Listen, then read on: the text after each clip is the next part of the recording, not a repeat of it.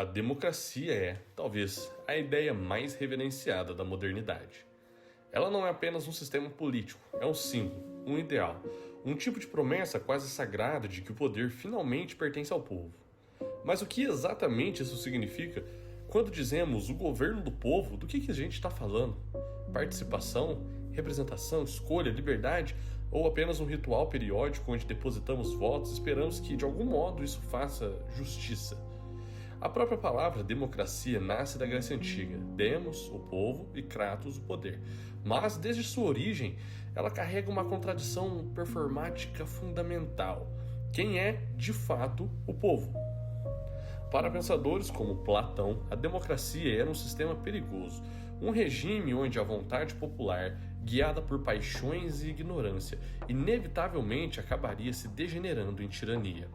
Já Aristóteles via nela uma forma corrompida de governo quando comparada a uma politeia equilibrada. Séculos depois, no coração da modernidade, a democracia ressurge como resposta às monarquias absolutistas. John Locke a vincula com a proteção dos direitos naturais. Rousseau transforma em expressão de vontade geral e Montesquieu tenta domá-la como uma separação de poderes. Então, ela se torna algo dominante. Mas há um detalhe importante: a democracia moderna não nasce pura, ela nasce como um compromisso, um equilíbrio instável entre liberdade, igualdade e ordem. E talvez seja por isso que ela nunca tenha sido completamente definida, apenas praticada, adaptada e tensionada.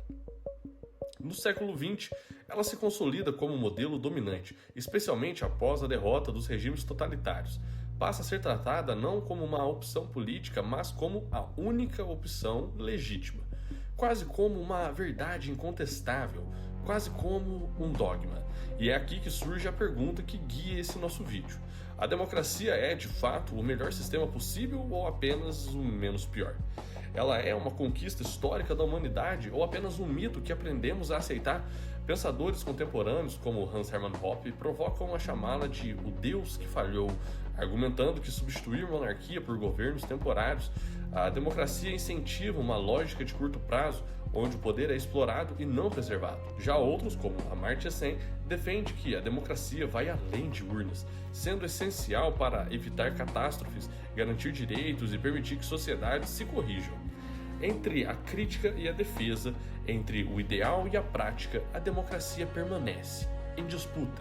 E talvez o maior erro seja tratá-la como algo acabado, porque a democracia não é necessariamente um ponto de chegada, é um processo frágil e imperfeito, e nos dias atuais cada vez mais questionado. Em um mundo de polarização extrema, desinformação em massa, crises institucionais, desconfiança generalizada, a democracia parece estar quase a todo momento sob ataque. Não apenas por forças externas, mas também pelas suas próprias contradições. E então, antes de defendê-la ou condená-la, precisamos entender o que ela realmente é, como chegou até aqui e o porquê, mesmo falhando tantas vezes, ainda insistimos nela.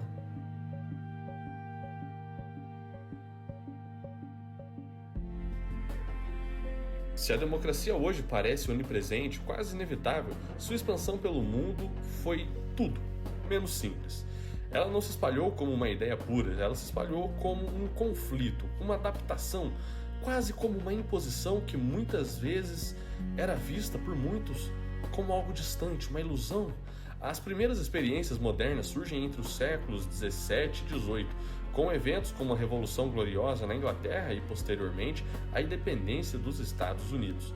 Mas é importante aqui entender, essas não eram democracias como imaginamos hoje. Nos Estados Unidos do século XVIII, por exemplo, o direito ao voto era algo extremamente restrito. Homens brancos proprietários a chamavam de vontade do povo e excluíam a esmagadora maioria da população, mulheres, indígenas, escravizados, pobres e etc. Ou seja, desde o início a democracia moderna nasce com uma contradição estrutural. Ela apresenta-se como algo universal, porém opera de forma excludente. Na França, e a Revolução de 1789 radicalizou esse processo. Sob a bandeira da liberdade, igualdade e fraternidade, a monarquia é derrubada. mas o experimento democrático rapidamente mergulha em caos, culminando no período de terror e, posteriormente, na ascensão de Napoleão. A crítica de Edmund Burke ganha força. Mudanças abruptas, guiadas por ideias abstratas, podem destruir instituições sem conseguir substituí-las de forma estável. A democracia, portanto, não surge da estabilidade. Ela surge como uma ruptura, como uma revolução. Ao longo do século XIX, por exemplo, ela começa a se expandir lentamente na Europa, quase sempre pressionada por revoltas populares, movimentos operários e crises econômicas. O sufrágio universal masculino só se torna realidade em muitos países décadas depois e o voto feminino apenas no século XX. Ou seja, aquilo que hoje consideramos básico foi, na prática, conquistado em etapas, sob resistência constante das elites políticas e econômicas. Mas no século XX, que a democracia realmente ganha escala global, precisamos entender aqui o motivo real por trás disso. Após a Primeira Guerra Mundial, os impérios quase todos caíram e novas repúblicas surgiram. Após esse conflito, o colapso do nazifascismo cria uma divisão bem clara. De um lado, regimes democráticos e liberais e do outro, regimes autoritários, especialmente no bloco soviético. E então acontece o que conhecemos como a Guerra Fria. A democracia deixa de ser apenas um sistema político e se torna algo ideológico. Os Estados Unidos passam a promovê-la globalmente como um símbolo de liberdade, enquanto na prática apoiaram regimes totalitários que convinham estrategicamente e segregavam racialmente o seu próprio povo. Na América Latina, esse paradoxo é muito evidente. Países como o Brasil, Chile e Argentina viveram ciclos de democracias interrompidos por ditaduras militares apoiadas com financiamento externo do próprio Estados Unidos. Ela é então sabotada, ela é frágil. No pós-guerra, com a queda da União Soviética, surge então a sensação de vitória definitiva da democracia liberal. O cientista político Francis Fukuyama chega a sugerir que o fim da história ocorreu, como se a humanidade tivesse finalmente encontrado seu modelo político final. Mas essa visão rapidamente se mostra precipitada, porque a implementação da democracia em diferentes partes do mundo revelou algo crucial. A democracia não é um modelo que pode ser simplesmente exportado. Ela depende de instituições sólidas, cultura política, distribuição de poder, condições econômicas, entre outros fatores. Sem isso, ela acaba se transformando em alguns lugares, vira fachada, eleições existem, mas o poder é concentrado, já em outros se degrada em puro populismo, onde líderes eleitos utilizam o próprio sistema para enfraquecê-lo por dentro. O cientista político Robert Dahl chamou isso de poliarquia, uma tentativa de descrever democracias reais e imperfeitas, onde o poder é disputado, mas nunca totalmente equilibrado. E talvez isso seja a chave para entendermos a sua implementação global. A democracia nunca chegou pronta, ela sempre chegou incompleta, adaptada às pressões locais, moldada por interesses e frequentemente distorcida. Portanto, ao olharmos para o mundo de hoje e não vermos uma única democracia, é algo natural. Vemos várias, algumas consolidadas, outras frágeis, algumas vibrantes, outras simbólicas, e isso nos leva a uma pergunta praticamente inevitável. Se a democracia se assume de formas tão diferentes e, em muitos casos, tão distantes do seu ideal, o problema está então na forma com que ela foi implementada ou na própria ideia? Porque talvez, somente talvez, a crise que vemos hoje não seja um acidente para o percurso, mas uma consequência lógica de como a democracia foi construída desde o início.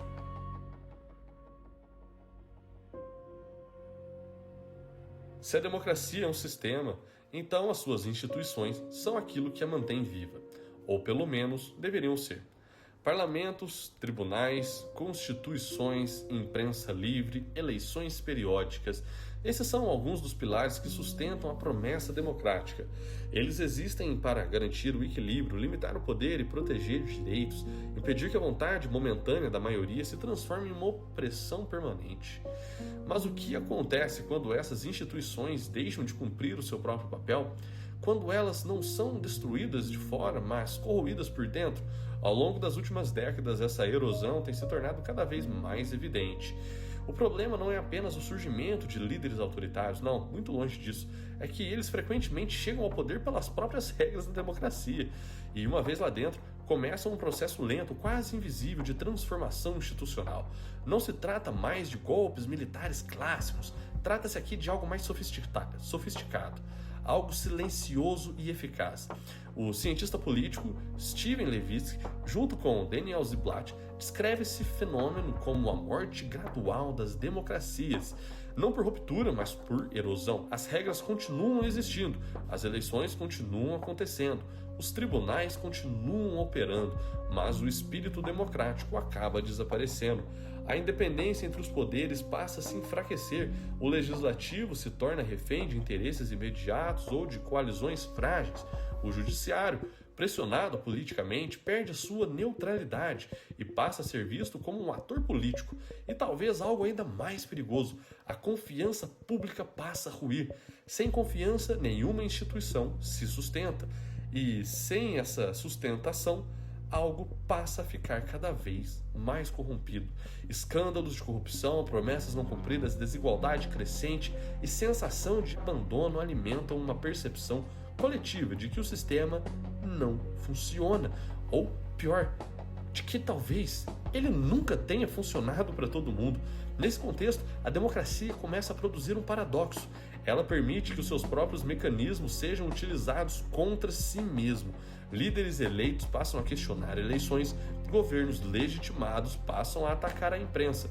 Instituições criadas para limitar o poder passam a ser instrumentalizadas por eles próprios.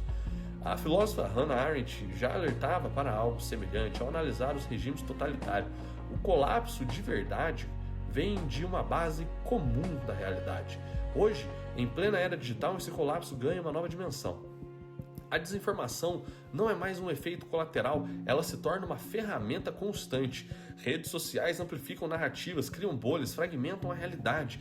O que antes era um espaço público compartilhado se dissolve em múltiplas versões da realidade e muitas vezes incompatíveis entre si. E sem uma base comum de fatos, o debate democrático se torna quase impossível. Não há mais disputas de ideais, há disputas de realidades. Ao mesmo tempo, instituições econômicas também entram nesse processo. A concentração de riqueza e o poder econômico influenciam decisões políticas, financiando campanhas, moldando agendas e gerando uma sensação crescente de que a democracia foi capturada, não pela vontade popular, mas por interesses mais específicos. E aqui surge uma das críticas mais profundas. A democracia garante igualdade política formal, um voto por pessoa, mas convive com a desigualdade material extrema, e essa contradição cobra seu preço, porque na prática nem todas as vozes têm o mesmo peso, nem todas as influências acabam sendo equivalentes, e o resultado é um sistema que, para muitos, parece distante, lento e ineficaz. E é nesse vazio que surgem os discursos radicais, promessas de ruptura, soluções simples para problemas complexos, e a ideia de que talvez a democracia simplesmente não funcione, ou nunca tenha funcionado. Mas aqui está o ponto crucial. A falência dessas instituições não é algo necessariamente ideológico, não é a falência da democracia diretamente. Ela pode ser, na realidade, um sinal de que essas instituições deixaram de evoluir junto com a sociedade, ou pior, foram capturadas, distorcidas e utilizadas de forma a que traem o seu próprio posto original. Então aqui a pergunta muda. Não é mais a democracia falhou, e sim, as instituições que deveriam sustentá-la ainda estão cumprindo o seu papel? Ou estamos assistindo lentamente a um sistema que continua existindo na forma, mas que já deixou de existir em sua essência?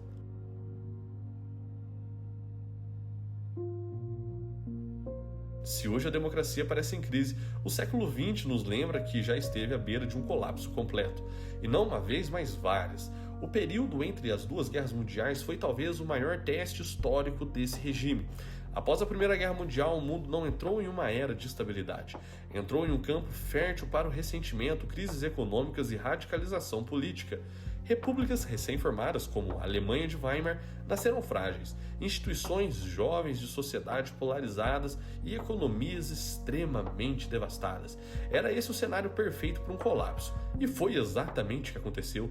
Com a ascensão de Adolf, não foi inicialmente um golpe externo contra a democracia, por exemplo, foi um processo interno, eleito, legitimado, apoiado por parcela significativa da população e, uma vez no poder, utilizando seus próprios mecanismos democráticos para destruí-la aos poucos.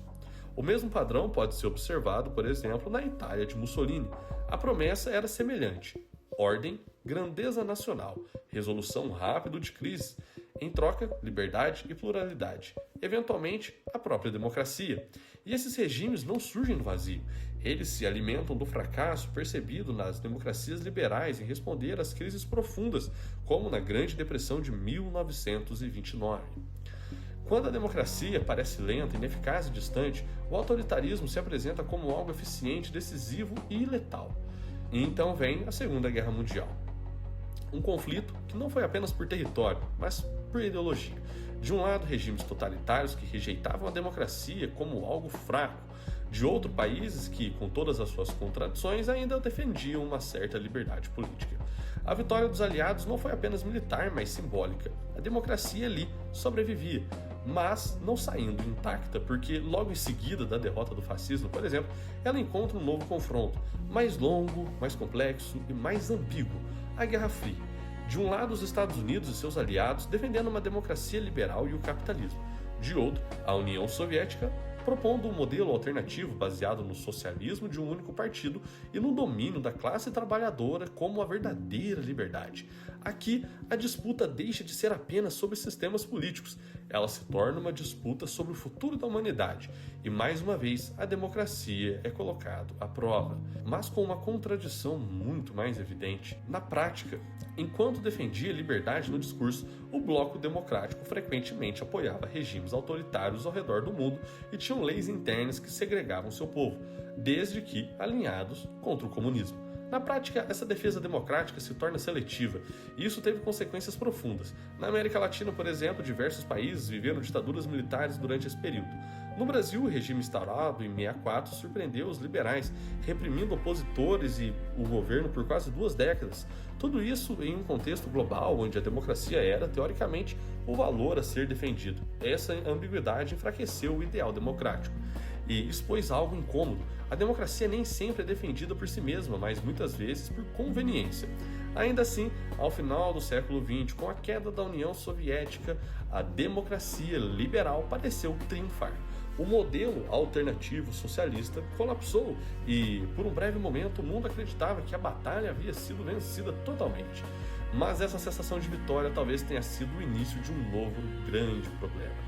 Porque ao deixar de ser desafiada externamente, a democracia passou a enfrentar algo mais perigoso: seus próprios limites internos.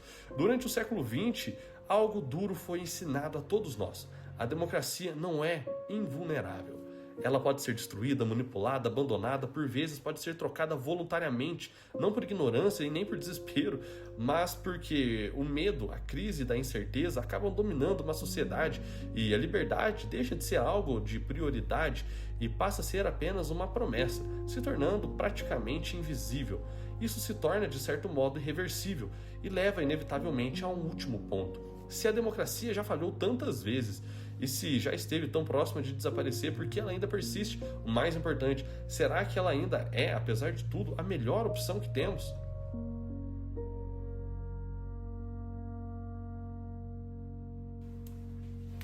Depois de tudo, das revoluções, das falhas, das guerras, das traições, das promessas quebradas, a democracia ainda aqui está. Não como uma vencedora absoluta e limpa, mas como uma sobrevivente totalmente ferida. E talvez isso nos diga mais sobre ela do que qualquer teoria jamais feita. Porque se olharmos com honestidade, a pergunta não é mais se a democracia é perfeita, a gente já sabe que não é. Ela é lenta, contraditória, vulnerável, manipulável, frágil, enfim, não é perfeita. E incapaz muitas vezes de responder à urgência de crises que ela mesma acaba permitindo existir. Mas, ainda assim, quando tentamos substituí-la, o que a gente encontrou? Monarquias absolutas que prometeram estabilidades e entregaram abstrações, além de grandes conflitos internos e repressão? Regimes fascistas que prometeram ordem e entregaram destruição em escala industrial? Experimentos totalitários que prometeram igualdade e governo para os trabalhadores, mas entregaram censura prévia e medo? E mesmo modelos autoritários modernos mais sofisticados que prometeram eficiência e crescimento e carregaram um custo silencioso, a ausência de liberdade, a impossibilidade de discernir o que é correto, o que não é, a eliminação do erro junto com a eliminação da correção. O problema da democracia não é que ela é falha, é que ela é falha à vista de todos. E isso se torna desconfortável porque, ao contrário de outros sistemas, ela não pode esconder as suas próprias contradições. Ela depende dessa exposição, do conflito, do debate, do erro e principalmente da possibilidade de mudança. O filósofo Karl Popper propôs uma inversão poderosa.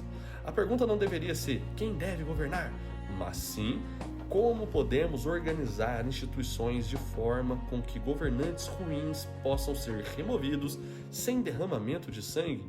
E talvez essa seja a essência natural mais honesta da democracia.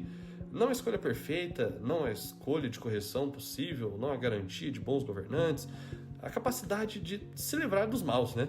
A democracia não é um sistema de respostas, mas sim um sistema onde perguntas são ouvidas. Ele não resolve definitivamente os conflitos humanos, mas a democracia os reorganiza, os canaliza. Ela os mantém dentro dos limites onde ainda é possível coexistir. E isso, por mais frustrante que pareça, é algo raro na história humana. Porque a alternativa quase sempre foi a imposição, o silêncio ou a violência. O economista Amartya Sen argumenta que nenhuma grande fome já ocorreu em uma democracia funcional.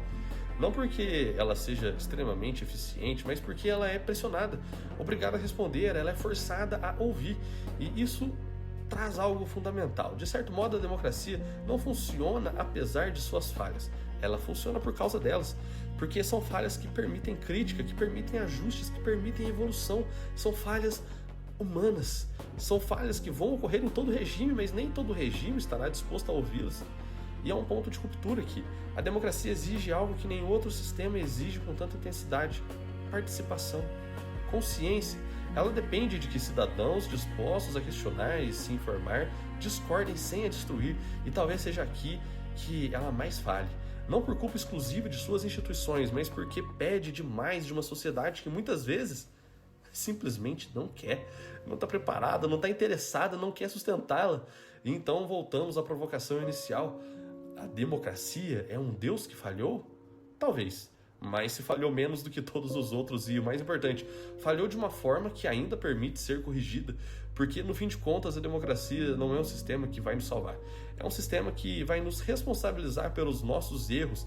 Ela não vai garantir liberdade, ela exige de que a defendemos, ela não vai garantir justiça, mas ela vai permitir que a gente lute por ela, e isso se torna ao mesmo tempo algo incompleto, frustrante.